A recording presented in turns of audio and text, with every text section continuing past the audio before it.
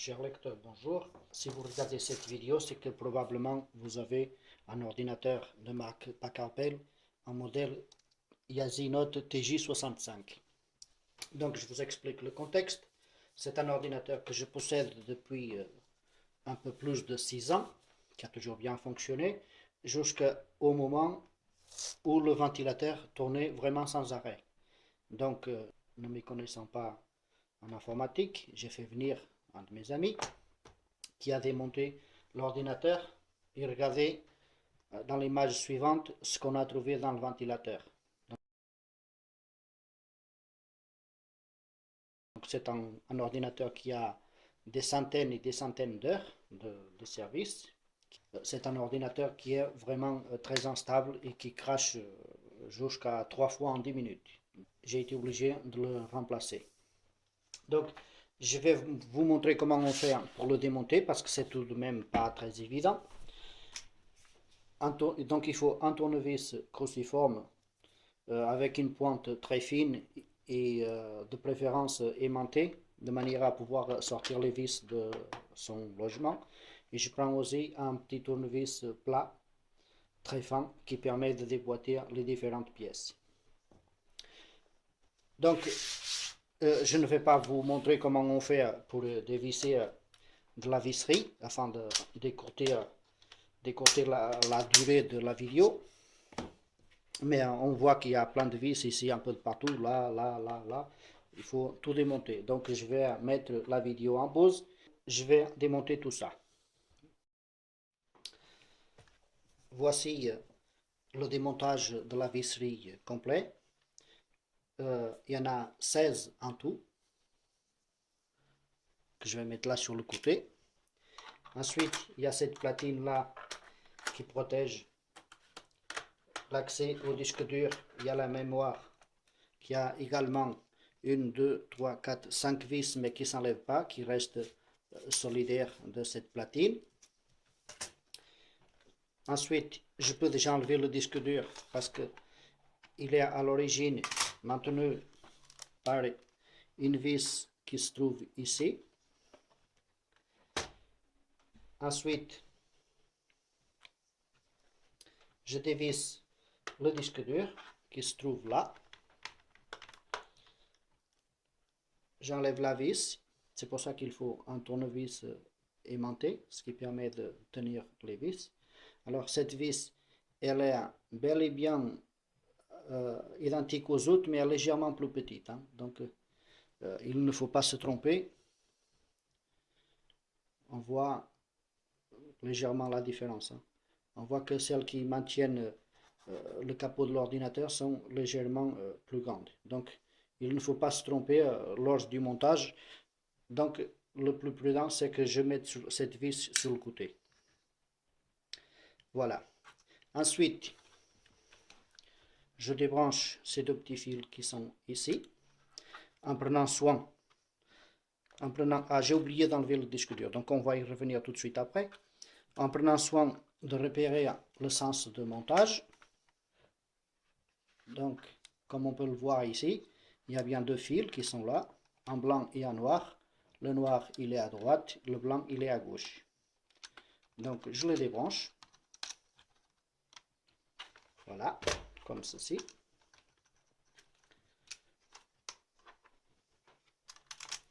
Et j'avais oublié d'enlever le disque dur. Donc, il suffit de le glisser comme ça sur le côté. Et puis de l'enlever. Ici, on voit un disque dur de marque Hitachi de 500 gigaoctets. Ensuite, on retourne l'ordinateur. On retourne l'ordinateur et on va enlever le clavier. Alors, il faut savoir que le clavier, il est maintenu par des petits ergots. Il y en a un ici, un là, un là, un là. Il y en a 6 en tout. Donc, c'est facile comme tout.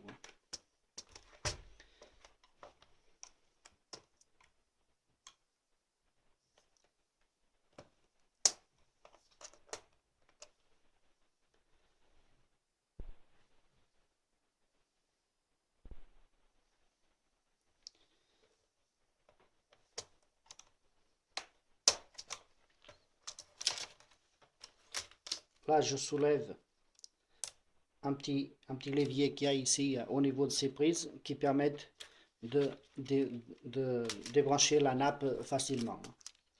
Donc voilà. Ensuite, de ce côté-là, je vais essayer de me mettre dans une bonne position de manière à ne pas avoir le reflet de la fenêtre. Alors, attendez que j'ajuste ma caméra. Ici, il y a une vis qui se trouve ici et que l'on peut mélanger avec les vis du capot qui se trouve à l'arrière. Car la vis est identique. Donc ça nous fait 17 vis en tout déjà. Et maintenant, on va procéder au démontage des prises. Ici, de ce côté-là, je pense qu'on le voit assez bien. Je débranche la souris. Là, je débranche. C'est toujours le même principe, hein. Il faut soulever le petit levier. Si je débranche le pavé tactile, là, je ne sais pas ce que c'est, mais il faut quand même débrancher. Bon, là, c'est une prise un peu différente, mais il suffit de la débrancher puis la rebrancher. On ne peut pas se tromper parce qu'elle est munie de détrompeurs. Là aussi, il y a une autre vis, une autre prise, pardon. Et donc, là, on attaque le démontage de la coque.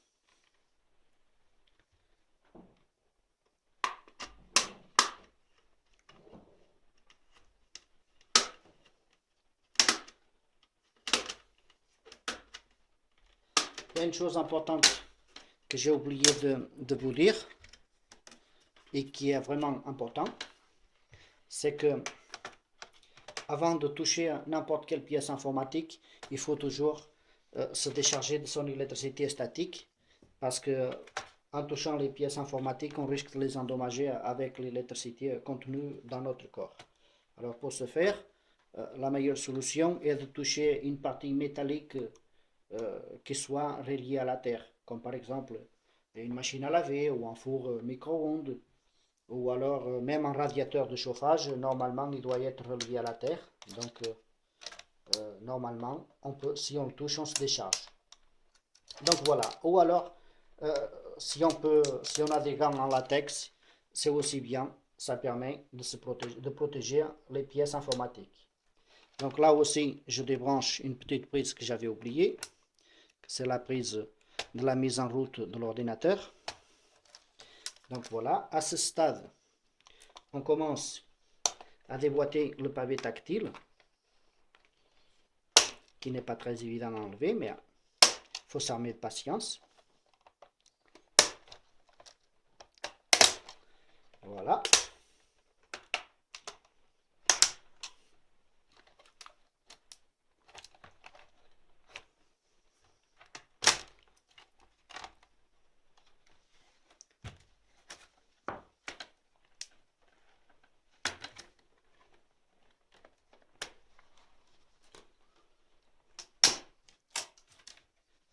Et voilà.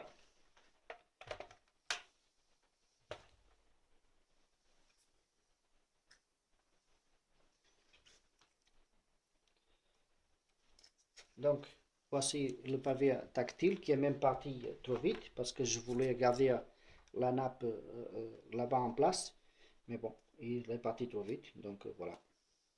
Donc voici le pavé tactile avec les différents boutons de commande des différentes options. Ensuite, je continue le débranchement de toutes ces prises qui sont là.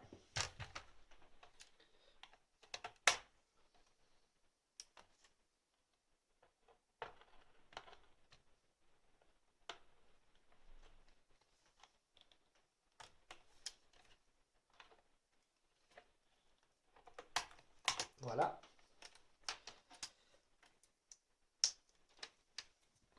Et maintenant, je démonte l'écran.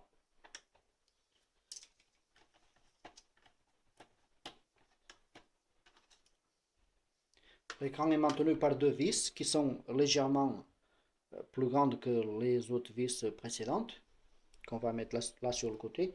Alors il est maintenu par deux vis qui se trouvent ici, là à ce niveau-là, une là, et puis une là de l'autre côté.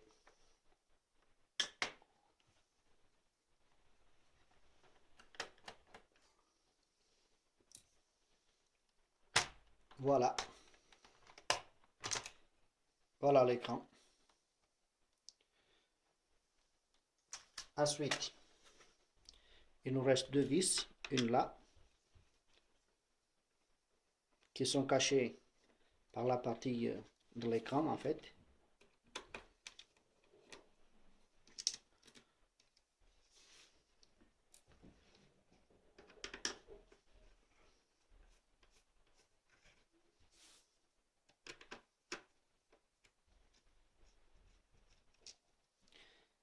Voilà les vis. Elles sont identiques à ceux qu'on a enlevés du côté arrière.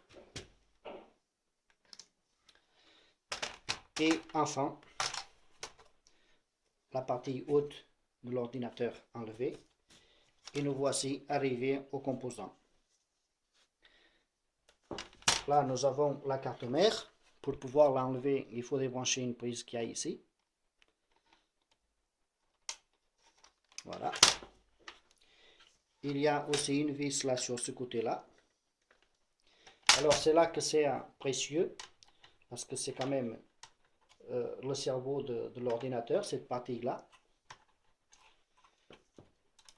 Et donc, si jamais on doit la toucher, ici c'est pas vraiment important, mais si jamais on doit la toucher avec les mains ou quelque chose, c'est là que c'est important de décharger son électricité statique avant de le faire.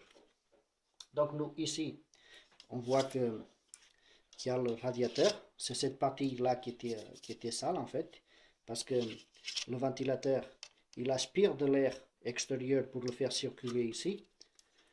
Il aspire de l'air par ici, là, et l'air, il va sortir par là, il va être rejeté par le radiateur ici. Et donc, au fil du temps, toutes les poussières qui sont aspirées viennent se greffer là-dedans. Et puis ça empêche l'air de circuler correctement. Et donc après les processeurs, le processeur graphique et le processeur de l'ordinateur, ils chauffent trop parce qu'ils ne sont pas refroidis correctement. Donc voilà. Si j'ai démonté, c'est parce que c'est un ordinateur qui est déjà endommagé. Même bon, c'est pas grave même s'il est complètement abîmé à 100%, c'est pas vraiment grave. Donc, voilà, ça n'a vraiment rien de sorcier. C'est plus de l'attention qu'autre chose qu'il faut faire, parce que c'est précieux. Donc, pour le remontage, je ne sais pas si ça vaut le coup de faire une vidéo, parce que sinon elle va durer au moins 40 minutes. Mais bon.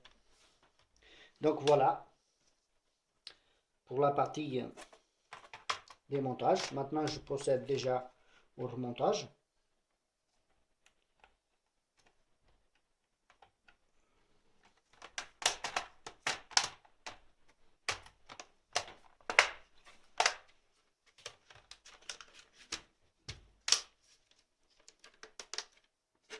Voilà, qui aurait pu croire que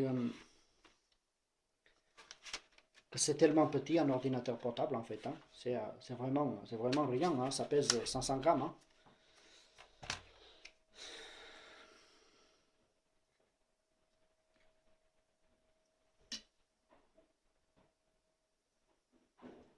Donc là, je prépare les vis que j'ai mis là. Voilà. Et je referme le tout.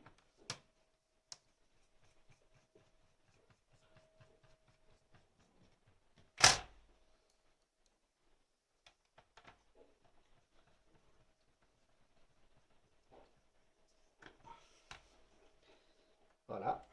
Donc je vous explique le principe. D'ailleurs, j'ai oublié d'insérer cette nappe à sa place avant de démonter le fond. Alors, normalement, il y a une toute petite pastille en plastique qui se trouve là qui protège l'accès à la prise de connexion.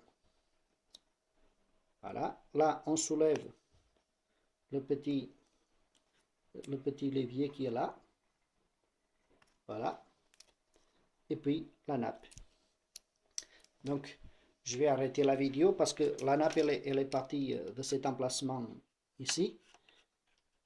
Je vais mettre en pause afin de mettre la nappe à nouveau parce que sinon ça prend trop de temps. Me voilà avec la nappe mise à sa place, comme voilà. Donc si jamais ça vous arrive, sachez qu'il y a quand même un repère. Il y a marqué MB ici. Et puis sur la partie du pavé tactile, il y a marqué MMB, double MB, de manière à ce qu'on ne puisse pas se tromper. À ce moment-là, je peux poser mon écran. Voilà. Ensuite, je le fixe.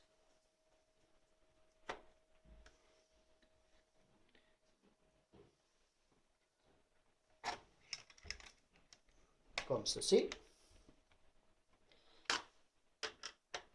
Maintenant, c'est un petit peu long. Je vais essayer de poser quelque chose sur l'écran pour éviter le reflet. Parce que là, on voit quand même le reflet de la fenêtre. On voit même le pied de la caméra et tout et tout. Donc, voilà.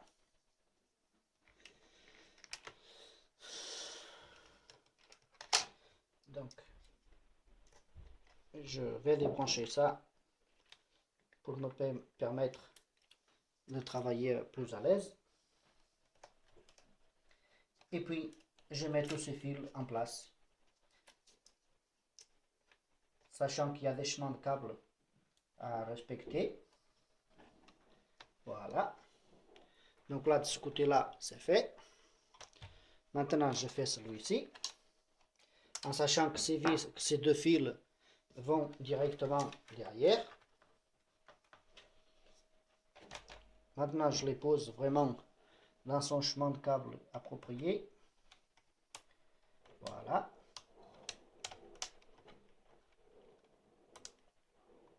Et donc, on aurait dit que j'ai fait ça toute ma vie. Hein. Et puis le dernier fil, que c'est celui qui permet d'allumer l'ordinateur. Alors, ce fil-là, il est un peu ovalisé. Il faut vraiment chercher la position pour le faire rentrer dans le chemin de câble. Voilà. Et enfin, je branche la prise.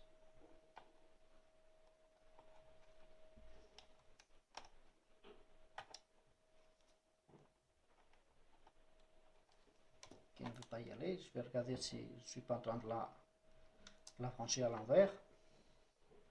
Ce qui semble être le cas.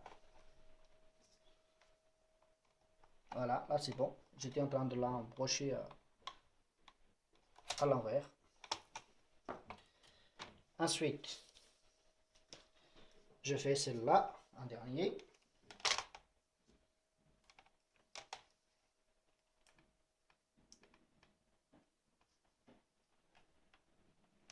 Voilà.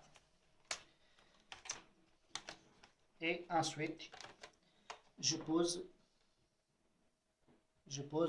le pavé tactile. Tout à l'heure, j'avais vu ici un petit morceau de plastique. Je me demandais d'où ça venait.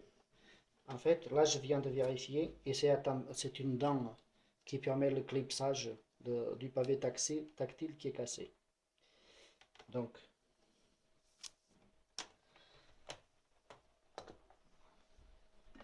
là, ça a l'air bon partout. Là, ça ne va pas y aller. Je vais regarder ce qui se passe.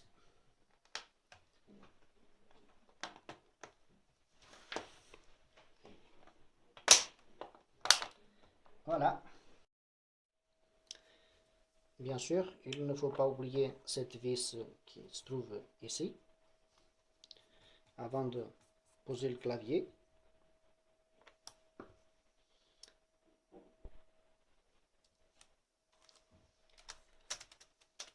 À ce moment-là, il ne manque plus que le clavier qu'il faut embrocher ici. Voilà. Et puis que l'on pose par clipsage. On clipse le bas d'abord. Et puis voilà, il suffit d'appuyer dessus. Voilà, c'est clipsé partout. Je le retourne.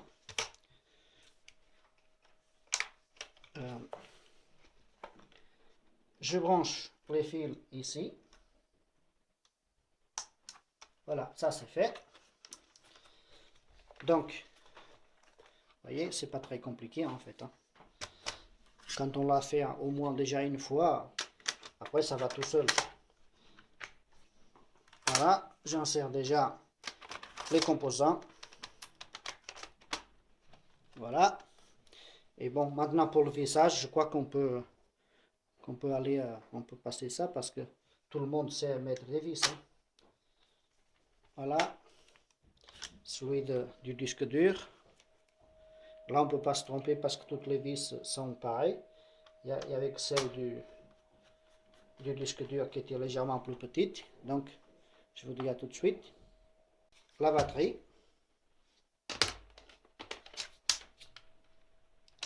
Blocage. Et puis voilà. On allume pour voir. Voilà, on entend déjà le ventilo qui tourne. On voit qu'il a une tache ici. Ça, c'est un coup qu'il a pris aux dernières vacances. Et donc voilà. Ça, c'est juste pour voir comment on fait pour démonter et qu'on peut éventuellement monter et démonter tout sans rien abîmer, quoi. Donc voilà, on voit que les touches sont usées. Hein. Il a travaillé, lui. Hein. Donc voilà. Merci d'avoir regardé cette vidéo.